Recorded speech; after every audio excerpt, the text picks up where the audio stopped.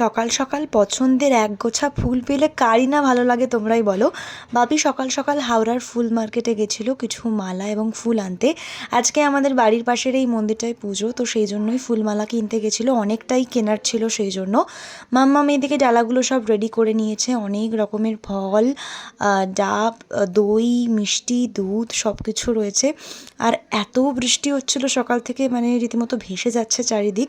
এইদিকে আমি দুপুরের লাঞ্চটাও সেরে নিলাম, পান্তা, ডাল চচ্চড়ি আর আলু ভাজা, যেটা বেস্ট, মানে অমৃত লাগে। প্রতি বছর আজকের দিন এটাই খাই আমরা।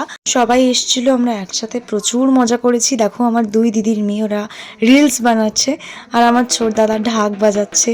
সো তারপর শুরু হলো দণ্ডি। এখানে অনেকগুলো রিচুয়ালস আছে, বেশ কিছু রিচুয়ালস আমি ছোট ছোট ক্লিপসের মাধ্যমে তুলে ধরার চেষ্টা করেছি। একটা শর্ট ভিডিওতে তো এতটা দেখানো পসিবল না, সেই জন্য পার্ট 2 এর জন্য তোমাদের অবশ্যই অপেক্ষা করতে হবে এবং চ্যানেলটাকে সাবস্ক্রাইব করে রাখতে হবে। পাড়ার বেশিরভাগ জন, তাছাড়াও আমার দিদিরাও দণ্ডি কেটেছে। প্রতি বছরই আজকের দিনে আমরা খুব মজা করি, যেহেতু একদম বাড়ির পুজো বলা যেতে পারে।